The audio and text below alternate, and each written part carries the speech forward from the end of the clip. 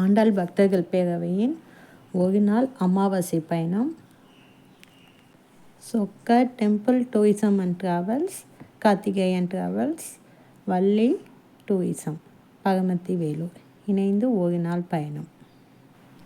இந்த பயணத்துக்கு முழுக்க காரணம் கமலா அம்மாவும் மலரும் தான். நான் Monday to Friday CV catering leave விட முடியாது. சாட்டர்டே சண்டேனா வரேன், திருச்செந்தூர் மட்டும்தான் மாதத்தில் 2 நாள் லீவுன்னு எவ்வளவோ சொன்னேன். இல்லை, ரொம்ப அருமையான கோவில் வாங்க போகணுன்ட்டு இது பண்ணாங்க. பிளானும் வந்து தம்பிங்க 2 பேரும் போட்டு கொடுத்தாங்க. அதுபடி கடைசியில் சூப்பராக அமைஞ்சு எல்லா கோவிலும் நல்ல சிறப்பாக பார்த்துட்டோம். ஃபஸ்ட்டு கோவில் பரிக்கல் லட்சுமி நரசிம்மர், முதன்மையான நரசிம்மர் கோவில். அதுவும் ஒரே நாளில் 3 நரசிம்மரை பார்க்குறது எவ்வளோ பெரிய விசேஷம். எங்களுக்கு ஆசானோட ஆசீர்வாதத்தால் 3 நரசிம்மரையும் நல்ல தரிசிக்கிற வாய்ப்பு கிடச்சி தரிசிச்சோம். அக்காவும் ககுங்க இன்னொருத்தவங்க யூடியூப் பார்த்து வந்தாங்க, ஃபர்ஸ்ட் உட்காந்துருந்தாங்கல்ல, அவங்களும் 9ஆம் தேதி தான் கும்பாபிஷேகம்.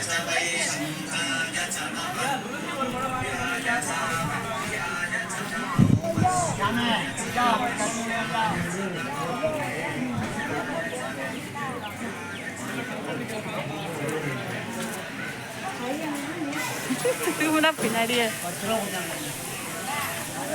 ஏன் நிக்கிறாங்க? அகனம்மா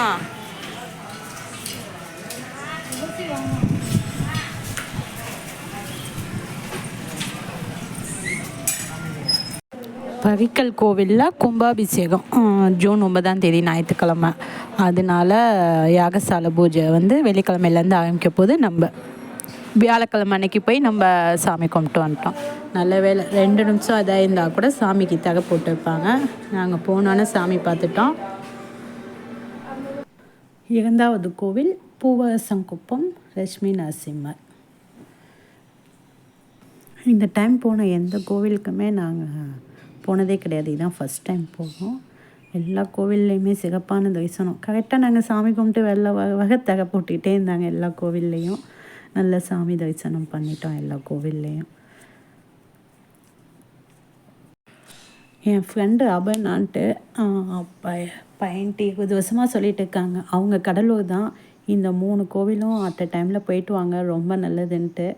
நமக்கு இப்போ தான் ஆசானோட ஆசீர்வாதம் இருக்கிறதுனால இந்த தடவை நம்ம போய் பார்க்க வாய்ப்பு கிடச்சிருக்கு. 20 வருஷமாக போக முடியாதது ஒரே நாளில், அதாவது வியாழக்கிழமை வந்தோமா, செவ்வாய்க்கிழமை 11 மணிக்கு தான் நாங்கள் மேல்மலையனூர் போகலான்னு முடிவே நான் வந்து 11 மணிக்கு தான் அது பண்ணேன். ஆனால் மிக சிறப்பான பயணமாக அமைஞ்சிருச்சு. எல்லா கோவிலுமே டக்குன்னு நல்லா போய் பார்த்துட்டு வந்துட்டோம். அடுத்த கோவில் அபிஷேகப்பாக்கம் சிங்கிரிக்குடி நரசிம்மர்.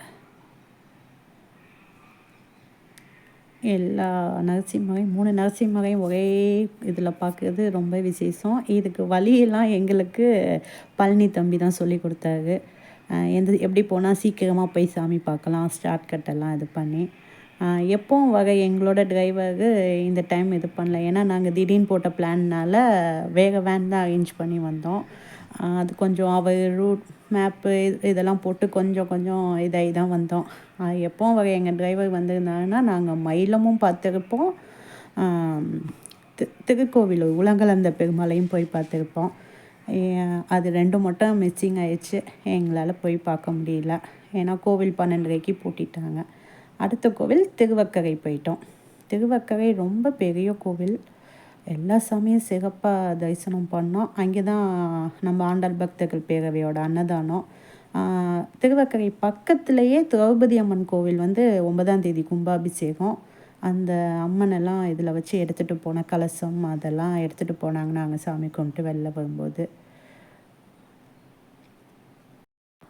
திருவக்கரை கோவில் போனீங்கன்னா அம்மன் மட்டும், வக்கரகாளி அம்மனை மட்டும் பார்த்துட்டு வெளில வந்துடாதீங்க. திருவக்கரை கோவில் ரொம்ப பெரிய கோவிலாக இருக்குது. நந்தி வந்து பெரிய நந்தி. அதுக்கடுத்து சிவன் இருக்கிறாரு. சிவனுக்கு வந்து ஒரு நேரம் சந்தனத்தால், ஒரு நேரம் மஞ்சளால், ஈவினிங் வந்து குங்குமத்தால் அலங்காரம் பண்ணி வைப்பாங்க. நம்ம இங்கே வாசல் என்ட்ரன்ஸு போனோடனே வந்து சிவன் அழகாக தெரிவார். சிவனுக்கு பின்னாடி ஒரு பெரிய பெருமாள் இருக்காரு. போனீங்கன்னா கண்டிப்பாக இது எல்லாத்தையும் தரிசனம் பண்ணிட்டு வாங்க. அப்புறம் வந்து சோழ பேரரசி செம்பியான் மாதேவி அவங்களால கட்டப்பட்ட ஒரு சிவன் கோவில். அந்த சிவன் கோவிலுக்கு ரைட் சைடு உள்ளுக்குள்ளேயே இருக்குது. சிவன் ரொம்ப அழகாக இருக்காரு. போனீங்கன்னா இதெல்லாம் மிஸ் பண்ணாமல் பார்த்துக்குவாங்க.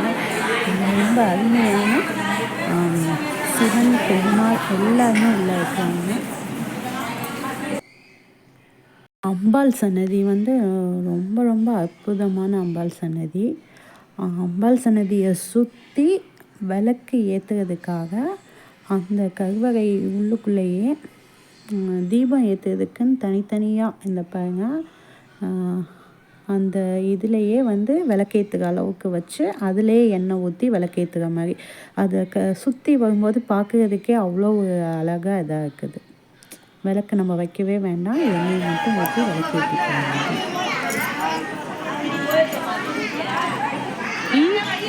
என்ன சத்யா விளக்கேத்து இடம்? ஓ புத்தா, அதோ புத்து.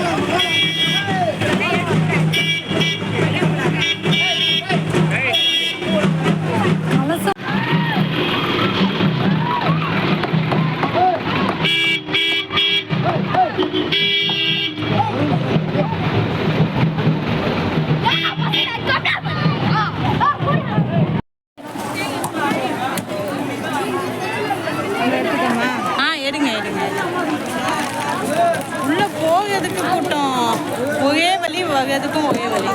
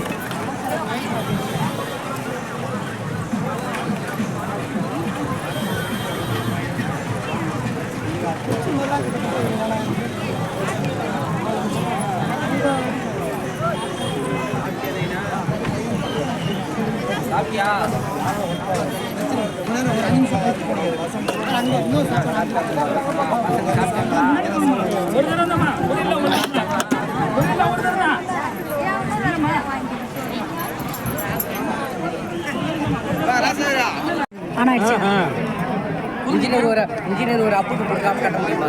அப்புறம் எந்த பில்டிங் ஒரு டிஸ்ட்ரிக்டே இருக்கும்.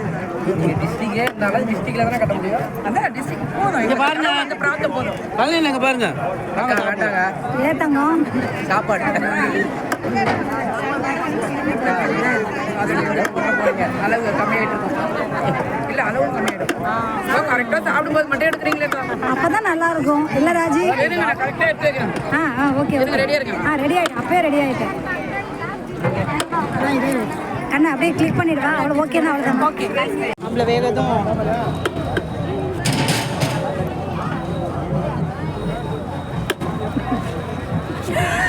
சித்த குடிச்சிட்டேன்.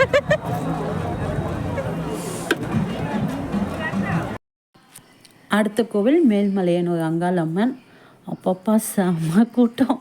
நம்ம கூட்டத்தில் வந்து பழக்கம் இல்லையா, இருந்தாலும் இந்த அளவு கூட்டம் இது பண்ணலை. கோவிலுக்குள்ளே போயிட்டு சாமியெல்லாம் பார்க்க முடியல. சுற்றி வர்றதுக்கே நம்மளே நடக்க வேணாம், அவங்களே தள்ளி வெளில கொண்டு வந்து விட்டாங்க. அந்த அளவுக்கு ஒரு கூட்டம். நல்லபடியாக சாமியை பார்த்துட்டு வந்துட்டோம். நம்ம ஆண்டாள் பக்தர்கள் பேரவையோட அன்னதானம் வெகு சிறப்பாக நடந்துச்சு. அடுத்த முறை கொஞ்சம் முன்னேற்பாடோடு நம்ம போனோம். பரிமலா காந்தி சிஸ்டர் மார்னிங்கே வந்துட்டிங்கன்னா நான் சாமியை அவங்கள கூப்பிட்டு போய் காட்டிடுறேன் நாங்கள். அதனால் அதுக்கேற்ற மாதிரி பிளான் பண்ணுவோம்.